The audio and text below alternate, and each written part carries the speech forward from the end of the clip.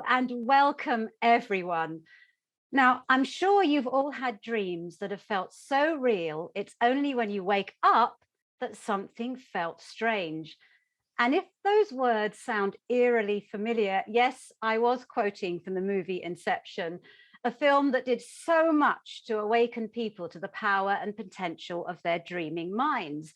And our awesome guest today is someone who has also done so much to help people wake up in their dreams.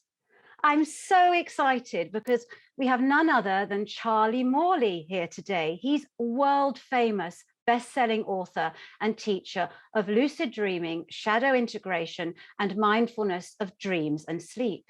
He is on a mission to help us harness the power of dreams and sleep for psychological growth. Okay, reality checks. It is really here. We are really not dreaming, are we, Charlie? We are here.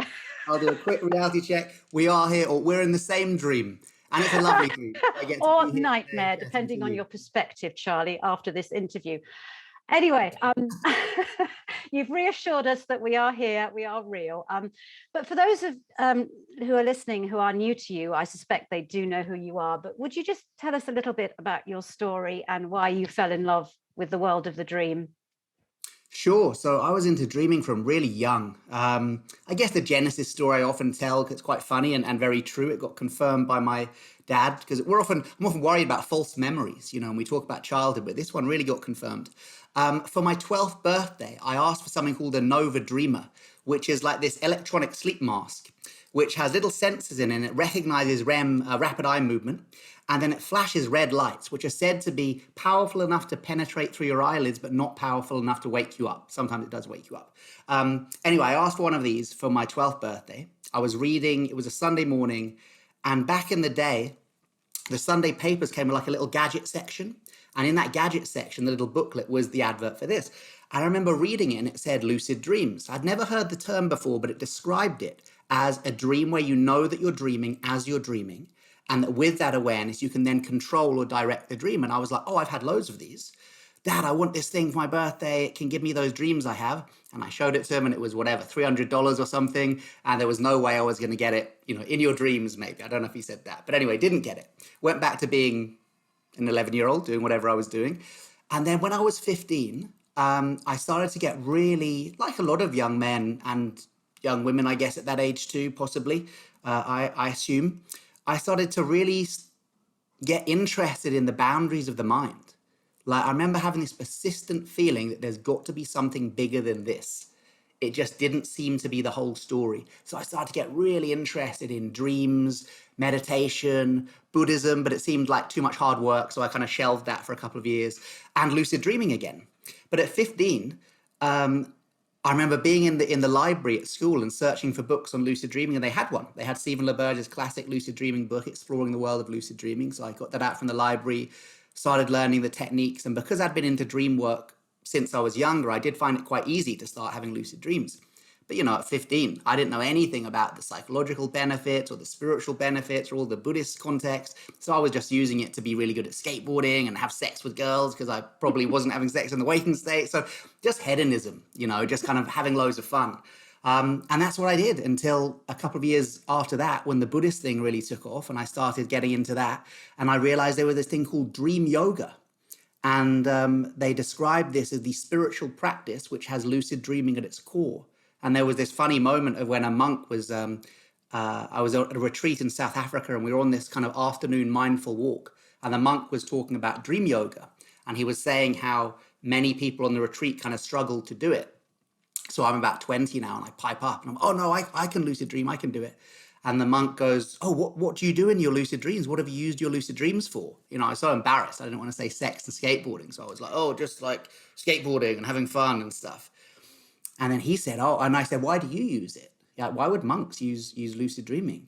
And he said, we use it to explore the nature of reality. We use it to do our spiritual practice in our sleep. And we use it to prepare for the moment of death. And it was one of those moments. I remember walking through that kind of South African bush area and just being like, wow, okay, this is serious.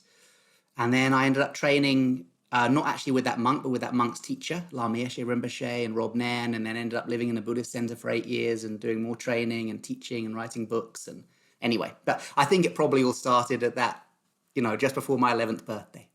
Wow, what a story. A very unusual child. It's not typical, is it? I mean, at that age to do that. So you're highly unusual to be drawn to that. I'm wondering what was it in your family? Was there some trigger? Just you? That's Huh. just in your DNA.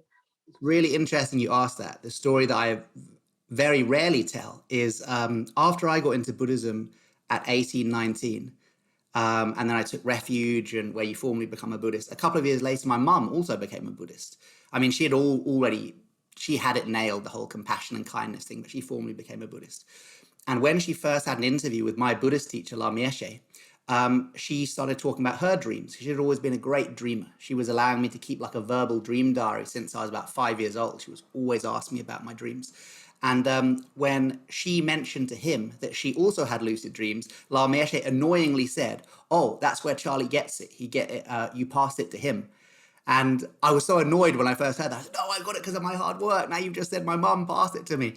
But, I think that's a lovely thing to say. And especially now my mum's really sick. So I look back on that story and I'm so grateful for her for facilitating that seed, that germinating the seed of dream work within me, and also passing it down to me if there was something in the epigenetic.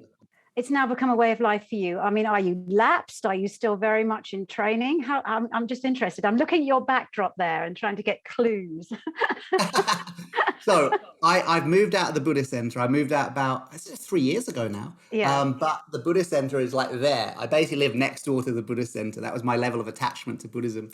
Am I a lapsed lucid dreamer? No, I'm still very much a lucid dreaming practitioner.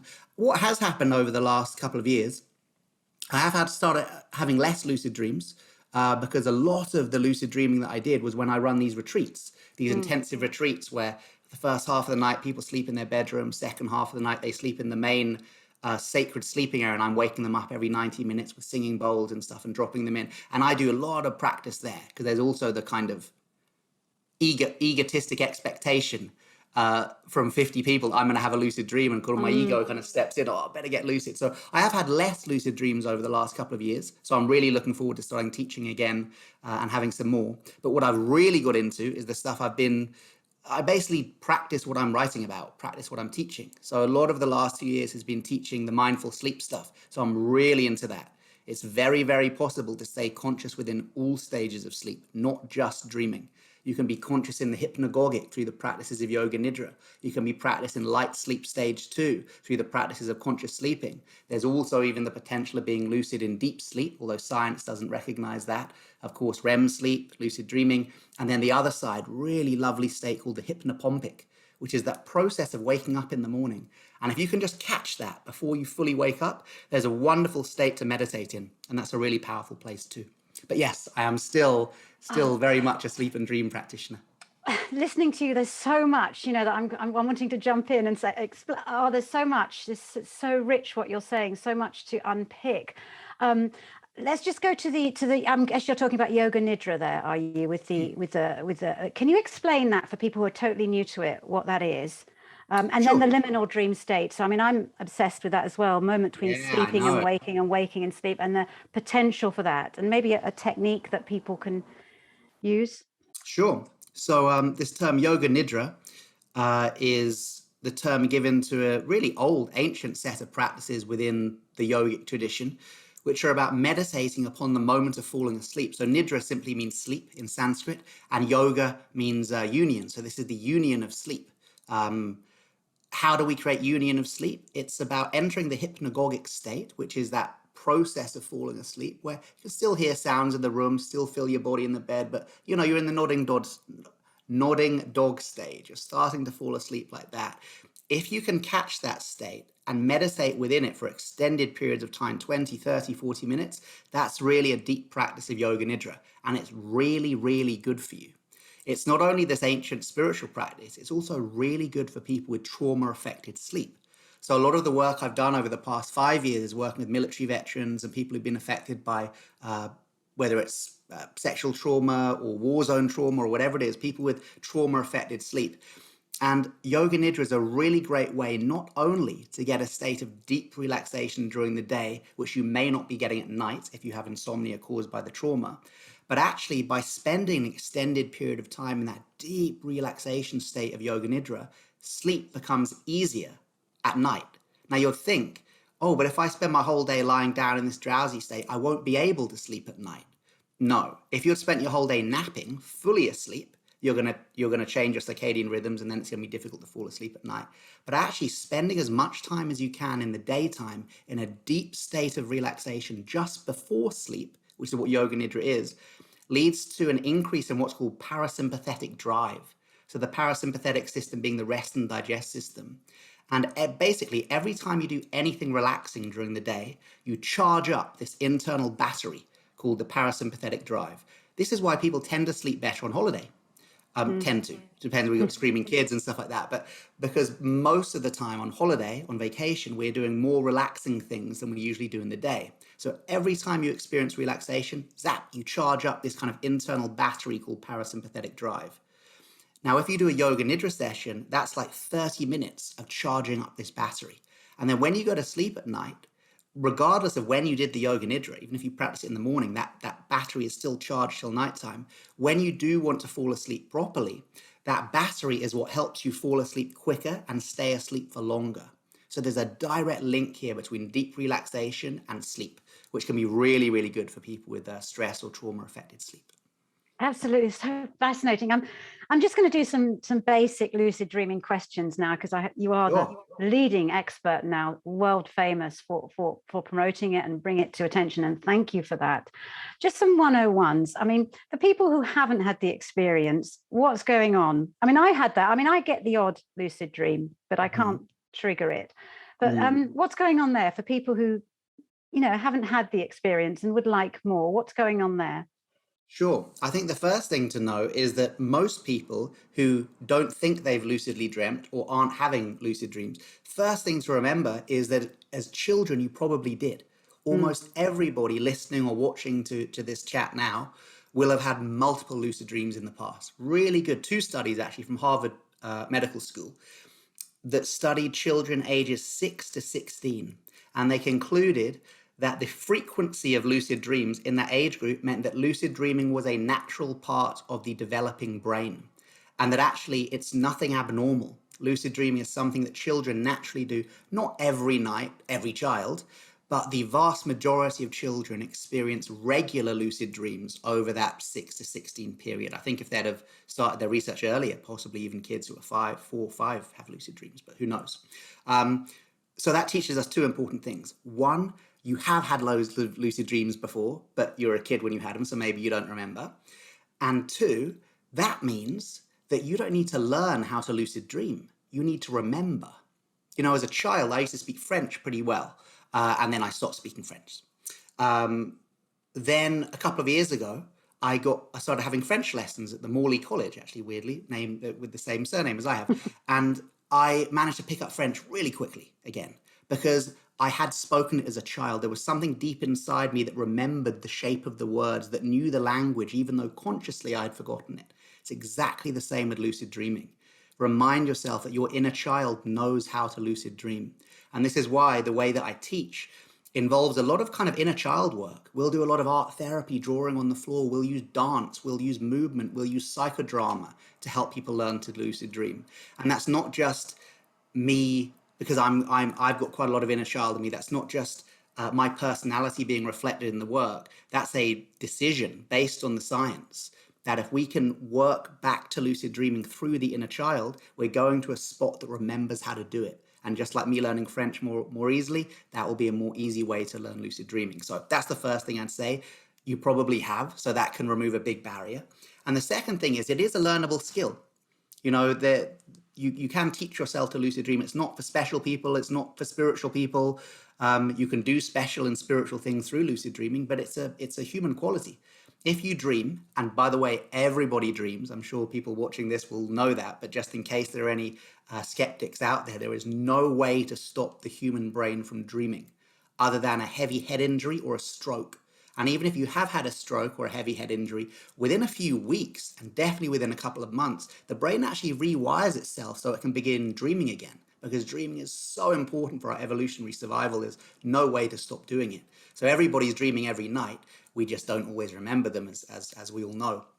So we all dream. We all have the capacity to lucid dream. It is a learnable skill. What's next? Learn how to do it. There's loads of free resources on the web. There's my books, courses. I've got free ones, paid ones, whatever you like. It doesn't have to be through me, but learn to lucid dream. It does take some effort, but so does learning yoga or martial arts or a new language or something. It's no more effortful than learning any other skill. Um, but I think because it does affect our sleep, and sleep is a place that we kind of associate with lack of effort. Sleep is the bit where we Yeah. switch off. When you tell people that in now in sleep, I want you to apply effort, there's often a strong resistance from the ego. Yeah. So I think that's something we need to work with. But it is a learnable skill. You can do it. And really, one lucid dream can change your life. Mm. Just one. So it's a peak experience. It's very powerful. I really encourage people to do it. It's so exciting. I love what you're saying about the inner child, because so much I find in my research as well, so much of spirituality is going back to that inner child and all the qualities we Nice. were born with: adventure, Nice. spontaneity, Yes. compassion, uh, a loving heart, and the ability to lucid dream. And yes, everybody listening, you are dreaming beings having a human experience Yes. of that. I have, Yes. I have no doubt. And also, what I love about dreams is that they unite us all, because whoever you are, whatever your race, culture, age, belief, you dream. It's such a Absolutely. absolute uniting thing. But Lester, you touched on trauma as well, and we are living in very traumatic times. And I must admit, sometimes I find when I talk about the dream world and spirituality, I feel almost like it's ineffective approach to the world that we live in right now. And sometimes I feel, is it escapism? I'm going to talk about Mm. that wonderful Ernest Hemingway quote. I love to sleep, by implication, dream, because my life has a tendency to fall apart when I'm awake. Huh. Is it escapism? I'm playing devil's advocate here. Is it escapism? Is it really going to help, the global trauma that the world's going through, not just through COVID, but what's happening on the global stage, and will continue to happen, because man has a tendency, or humanity has a tendency, to attack other Yeah. humans. You see what I'm trying to articulate here? Yeah. Again, I'm playing devil's advocate because I know the spiritual path is key for our survival. But how do you feel at the moment? Sort of Such talking a good about point. dreaming in the Yeah. midst of crisis. So just yesterday at the Dream, I do these kind of free monthly Dream drop-ins. You get a lot of people there who had, from all different countries. And someone was asking, is there a way I can use my lucid dream to somehow beneficially impact what's going on in the world? And we kind of discussed the possibility of becoming lucid and calling into the dream, for example, Putin. And the thought then was, oh, and then do we call him in and kind of fight him and tell him to stop doing what he's doing? No, we call in our inner Putin and hug them and show them love and embrace them.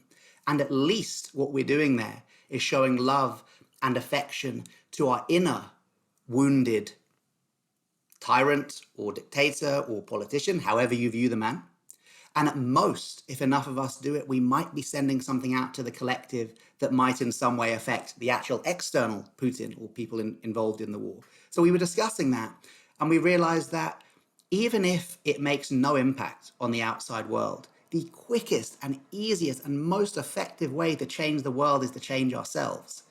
If Mm. enough people integrate their own inner war zone, their own traumatized self, their own unintegrated shadow, there will be a powerful ripple effect, which is actually way more powerful than the often escapist notions that, oh, we can use the lucid dream to just send love to everyone and then the war will stop. It's like, I kind of love to believe that. And I would so wish it were that simple, but I'm just not sure it is. But what we Mm. can do is use the lucid dream state to integrate our own stuff. And by direct virtue of doing that, we impact the world. Could lucid dreaming itself be used as an escapism? Absolutely. What was I doing at 15? I was using it to just be really good at skateboarding and have sex. I wasn't having sex in the waking state. That's real escapism, right? That's kind of Yeah. classic wish fulfillment stuff. But I can tell you those lucid dreams I was having at that age were very short. It's like there was no kind of it was as if the dreamer was letting me in and being like, oh, you're a kid, you're just messing about. Okay, you're out. Whereas there's a real direct correlation between the length of lucid dreams and what you're using them for. Like if you're using your lucid dreams for inner healing, to do the shadow work, to integrate your trauma, to even use the lucid dream as like a space to send prayers or love to another, the dream extends. It's like directly correlated. And you realize Yeah. there's some sort of intelligent mechanism in the dream that kind of knows if you're using this as a sacred space, I will let you spend time in here. If you're just messing around and using it for escapism, yeah, you can have a lucid dream, but you're going to get chucked out pretty quickly. I think in the same way, I was once at a mindfulness conference talking about the work with veterans, and someone else was talking about mindfulness in the military. And they talked about a mindfulness program that had been taught to 2 units, well, multiple units in the American Army, but there were stories from 2 of these units. One of them was a story about one of the soldiers, I believe a sniper, using mindfulness to be a better shot to kill Yeah. someone and having their finger on the trigger and breathing out on the exhale, parasympathetic emphasis, all this kind of stuff. And I was like, whoa, that's nuts. And then Yes. a story from another unit who had been taught the same mindfulness class, also a sniper, had someone in their sights, saw them, went into the breathing. As they exhaled and went into parasympathetic calmness, they started kind of empathetically connecting. And apparently they went, how old is this person? Oh, they're about 30. Oh, they're probably got kids. Afghanistan, if you're 30, you probably got multiple kids. Ba, ba, ba, ba, ba, ba, ba, ba, ba. And then this is a human. And they dropped the rifle, and they were friendly anyway. There was no threat. And I thought, wow, that's the same mindfulness that was taught. Mindfulness in and of itself, unless it's taught with a compassion practice, is actually a blank canvas. You can use mindfulness to be a better robber if you want. You can use mindfulness to be a better sniper, as well as being a more loving person. So I think there could be an element of that with lucid dreaming. But with lucid dreaming, there seems to be this kind of ejector switch, which is controlled by that internal intelligence, where if you try and do something harmful in your lucid dream, boom, you get chucked out. Very, Yeah. very difficult to re-traumatize yourself in the lucid dream, which is why it's so good for working with traumatized people. In many ways, there's more of a risk of being re-traumatized in a one-on-one therapy session if the therapist isn't really holding your trauma safely than it is in a lucid dream. Because a lucid dream, if it gets too much, too scary, boom, you wake up. Wow, that was so eloquent. Thank you. I learned a lot there. Thank you, Charlie. Thank you for And asking the question. you're mentioning trauma because I know you're doing a lot of research with the Institute of Noetic Sciences. Yeah. I work with dear Garrett and Oh, brilliant. and the team there. Can you tell us a bit about that research, how Yeah. it's going? And I know some of the results are very, very encouraging. Yes. So the paper isn't published yet, although this is actually the first time I've been kind of one of the lead researchers on a scientific paper. And I was like, it's done. Surely we can publish it. And they're like, Sorry, no, can I no, I've just got a jump in peer there? review. Your science background, are you a scientist? I mean, did you train that Not way? at No. all. My Great. background, I did my degree in script writing. Great. I used to write plays and poems and was, Same a thing. Yeah. storyteller. Wow. And And then your I lead ran researcher. And then I ran Excellent. a hip hop group for 10 years, putting on breakdance events and stuff like that. So, no, my only qualification as far as lucid dreaming is going is the training with Lama Yeshe and the experience of doing it. So, no, Only. I knew nothing about scientific papers. So, suddenly my name's on this paper along with Garrett. And I was like, oh, it's finished. We can just Go publish it. you. That's brilliant. I had no idea how long it takes. So, it's going to be a few more months before it's published, but I can tell you some of the results. Please. We had 55 people, all of whom had clinical PTSD. Now, I've never worked with a group with 100% PTSD. Even the veterans groups, veterans and military groups, maybe you've got 70, 80% with PTSD, which is very, very high percentage, but never 100%. So I remember the day before the study, the funder said to me, so how many lucid dreams do you think we'll have? And I was like, with a group of 100% PTSD, maybe none, dude. I might spend the whole week just helping these people sleep, let alone have a dream. What I realized was that was a very naive assumption. What we found was actually the fact that everybody there had PTSD meant 2 things. One, there was a sense of collective shared experience that created a very powerful group dynamic towards healing. And number 2, they had a very good reason to be there. Everybody had gone through PTSD therapy that had not worked. That's why they had come to this study, and they were ready for something that would work. They had a really good reason why. And the why is way more important than the how as far as lucid dreaming goes. So we had a mixture of people who were in the military, were veterans, from a Vietnam veteran to the more modern wars, more contemporary wars. We had a lot of people there who'd had a childhood sexual abuse, so kind of complex PTSD. And the aim was in a week to teach them lucid dreaming, and that for them to have a lucid dream, and once they were lucid, engage a form of healing. Now, what did that look like? For example, the people with sexual trauma, we worked directly through the inner child. We realized that becoming lucid and calling out something like, I want to meet my trauma, or you know, I release my trauma, was too direct. We needed to create some sort of a medium, a buffer zone. So we thought, well, what's the part of ourselves that is wounded by the sexual trauma in childhood? It's the inner child. So actually, rather than meeting the trauma, what we can do is meet the inner child and show them love and healing and tell them it wasn't their fault. And by doing that, as a side effect of embracing and loving the inner child, the trauma will necessarily be integrated. And that worked very, very powerfully in a few cases. Other people, it was war zone trauma. So in a recurring nightmare, they would become lucid and know, oh, I'm not really back in Iraq. This is a dream. Oh, wow, okay, so this is still a scary dream, but at least I'm not in physical threat for my life here. This is just a dream. And now they can choose to either, you know, fly out of the dangerous place or change the ending so that it's not traumatic. But although that wasn't as effective, the most effective thing actually was that once they knew they were lucid, just to remain there and know this is just the mind. There are no bullets that can hurt me here. You know, one person, if it was a car crash, it was actually to become lucid and allow the car crash to happen, knowing that there's no car, there's no me, there's no danger. This is just a dream, completely re-owning that traumatic experience through the lens of empowerment. Because of course, PTSD is such a disempowering experience. Learning to lucid dream is so empowering. So we had very high percentage of lucid dreams. We had over 82% of them in the week got lucid, which is crazy high level. That's way higher than if I was doing a retreat for, you know, non-military people or people who maybe didn't have such direct experience of trauma.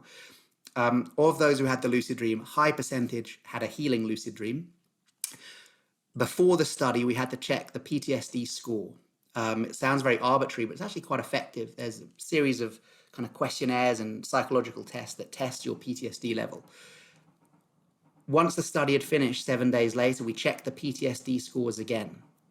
The average PTSD score had dropped so low after the 1 week study, it was beneath the PTSD threshold. It was beneath what we would register as having PTSD.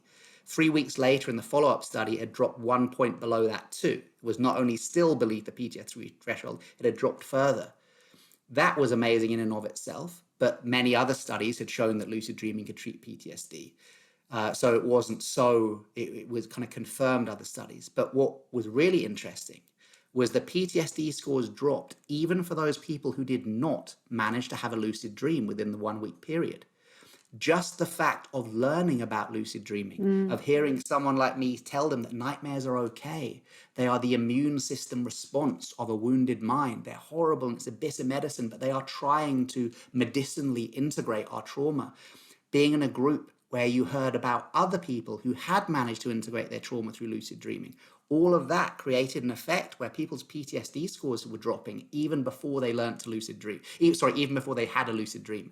That was so powerful for me, because one of the reasons people say, oh, you could never treat lucid dreaming on the NHS because it's kind of too difficult. Not everyone can learn it in a few weeks. Sometimes it can take weeks or months to learn. Now we've got proof that just learning it's a possibility, going through the stages of trying to have a lucid dream is so empowering it can drop PTSD scores. So I'm super excited about that. And I think when the study does come out, we'll make some noise about it. It's going to stir things up. Wow, I'm super excited to follow that. Yeah, I've also found that whenever you talk to people about dreaming, because it puts them in touch with an invisible part of themselves, their inner world. And even if they don't have great dream recall or lucid dream, it's so empowering because it shows that there's more to them than they thought. They're more interesting than they thought. Absolutely. You know, and that's lovely, because whenever people fall in love with themselves, that's just wonderful to see. And you've helped so many people do that, Charlie. Again, going to thank you. But now let's talk a little bit about your work in the shadow, with the shadow. You've Mm. referenced it all. That you by that mean you mean the toxic potential within all of us, the negative, the Not night. one of the aspects of the shadow. If the shadow is anything we've denied, disowned, or rejected, one of the aspects absolutely is that part of us that can be harmful. Our shame, our blame, our traumas, our fears, our prejudices, that that kind of toxic potential within us. Absolutely, that's one aspect. But actually, a far greater aspect. To quote Carl Jung, he said 90% of the shadow is made of this. Is called the golden shadow, which is still the part of us that we hide from others, we reject within ourselves, we might even be ashamed of. But it's actually overtly beneficial qualities. For example, who watching this podcast might have hidden their esoteric side from their friends or family for fear of being labeled too woo woo? Hand up for me, definitely. Now, that's a beneficial potential, our woo woo side, our spiritual side, the side that listens to things on the shift network, and yet we hide it from others because we're ashamed of it. That's golden shadow. Maybe someone who has a beautiful singing voice, or perhaps as one of the people who came to my workshop once said, he was a guy from Wales, quite a kind of a butch, kind of classic heteronormative Welsh guy, and he had a beautiful singing voice. And singing karaoke is quite big in Cardiff, as many people know it in Wales. And he would not do karaoke in Cardiff in case his rugby mates saw him. So he Oh, would drive 40 minutes to the west or whatever to go and sing in different pubs. And he said, "Is that my golden shadow?" And I was like, "Yes, your beautiful singing voice. So good, such a gift to the world, yet you feel ashamed of it because your friends might question what you believe is your own sense of masculinity or sexuality." That's golden shadow. So much that's in the shadow is stuff we hide, which is actually really beneficial.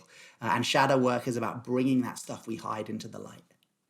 oh, thank you for that. And that's why, my backdrop with the wolves, Ah, brilliant. that I wonderful love story wolves. about the wolf, the shadow wolf, and the more positive side, and which one survives.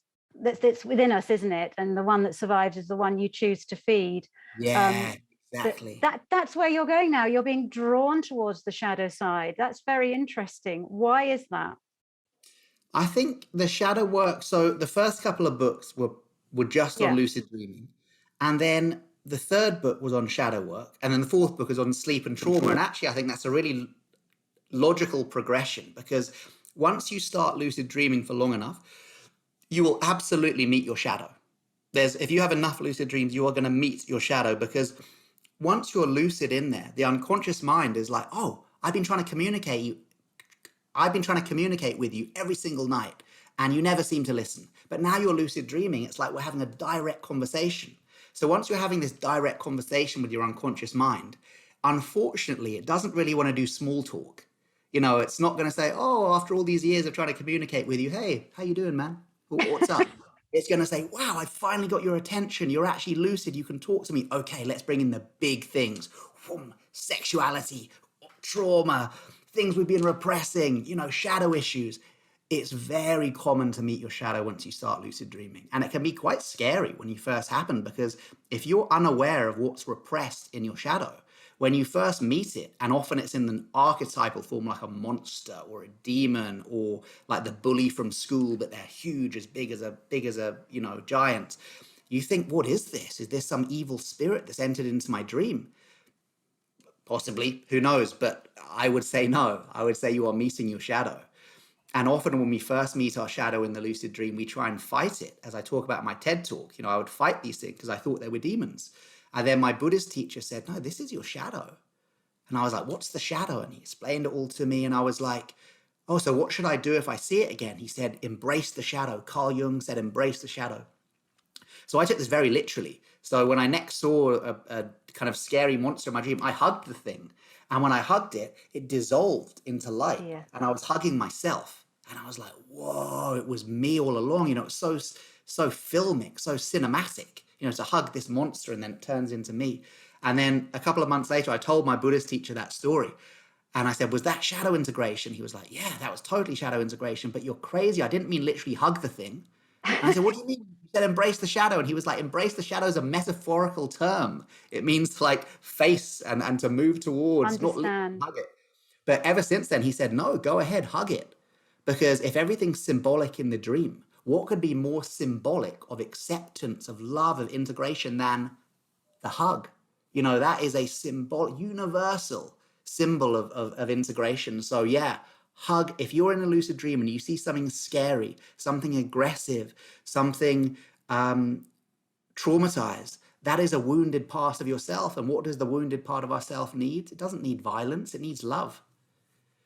It needs love. Thank you for that. I couldn't agree more with what you're saying. Thank you, Charlie. You've mentioned filmic quite a lot. So I'm going to sort of round up this interview as I began with Inception. Oh, yeah. How much of that movie got it right about lucid dreaming, and how much did it get it wrong? Because so many people from, I think 2010 it was released, myself included, because I was doing dream decoding, just wow, lucid dreaming. It really, really did a lot to put it on the world stage. How much did Christopher Nolan get right, and how much did he get wrong in that? Yeah. It was such a great time when that movie came out, because also 2010 was when they did the first fMRI on a lucid dreamer, where we got, although lucid dreaming had been scientifically verified since the 70s, no one had actually got a live image of the brain until this dude in Germany fell asleep in a brain scanner and had a lucid dream, and they actually got it on camera. So with that study coming out at the same time as Inception, that was just such a good time for lucid dreaming. Such new stuff was occurring. So what did he get right? What did he get wrong? I think what he got wrong was all the people with guns fighting their shadow elements and killing We them. need to That's dream a what he got bit wrong. bigger, darling. Yeah. And by dreaming a bit bigger, they should have started hugging and showing love to all those wounded parts rather than fighting. That's the first thing he got wrong. He did get a lot right. You know, he got the thing, he kind of had a version of reality checking, which you got me through at the beginning, where I checked my hand, 5 fingers and a thumb. I might have even done a finger pull. This is a way to tell if you're in a dream, because, you know, if you pull your finger like that in a dream, the finger goes whoop, so you can tell if you're dreaming. And they, of course, have their totems. They have these, I used to have one back there, actually, a spinning top. Someone Spinning got me. top. Oh, I love Yeah, and it. they would Yeah. spin it. And because he was having so many lucid dreams, he'd wake up in the morning and be like, dude, how do I know if I'm still dreaming or not? So it'd spin the top. And if it fell over, that meant there was gravity. So he wasn't in a dream, he was awake. But if it kept spinning, uh-oh, no gravity, I'm still dreaming. So that they nailed. That was completely correct with the reality checks. I think the bit where he says, when she's first in the lucid dream, and he says to her, isn't it strange? Says to her, he says to the main female protagonist, says, isn't it strange how in dreams you just kind of arrive? You don't really always remember traveling there. And she goes, yeah, I guess so. And then he goes, how did we get to this cafe? And she goes, well, we and then she becomes lucid and she realizes, oh, and everything starts exploding. And I was I like, know. that's what it's like. I mean, not literally Iconic. exploding in the dream, but that feeling of excitement. And you've just got to keep yourself calm. You know, most people's first few lucid dreams last like 5 seconds, because you're like, oh my God, what's happening? I'm lucid. Boom. And you wake up. You're like, oh no. So that's really interesting too. The stuff about time dilation is actually very wrong. So they've done studies that shows once you're lucid, estimation of time is pretty much the same as estimation of time in the waking state, because the part of the brain that switches on is prefrontal cortex, which is where time is registered. So the whole thing about, you know, dreams within dreams lasting decades and stuff is untrue. But quite cool to know actually that if it feels like you've been in a lucid dream for 30 seconds, you probably have. Now, there's the potential to be in a lucid dream for a full dream period, which is like up to 60 minutes. So imagine spending 60 minutes in real time walking around or flying around a huge 3-dimensional projection of your own psyche. That is super, super cool and absolutely accessible. So yeah, watch Inception. Let it kind of recharge your lucid dreaming stuff. Replace all the violence with hugging, and you probably got quite a good lucid dream induction technique there. Oh, wonderful. And is there just one technique you could give our listeners now for people who want to go away and experiment with the world of their dreams, lucid dreaming in particular? Is there one tip that you could share that will help people listening? Yeah, and it's not actually a how-to tip, it's a why-to tip. But this is the best lucid dreaming technique I can offer. Have a dream plan. So this is working out exactly what you want to do in your first or next lucid dream.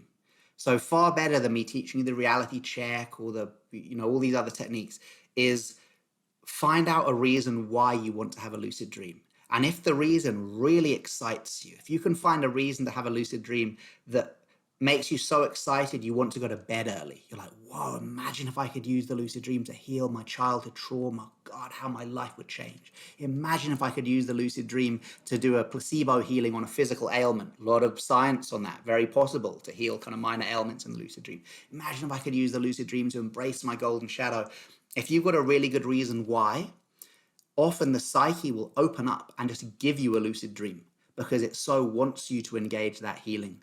So I would say the why is more important than the how. Have a really good reason why to lucid dream, and that's the most powerful technique. Thank you for that. You really do embody that quote, dreams are meant to awaken us.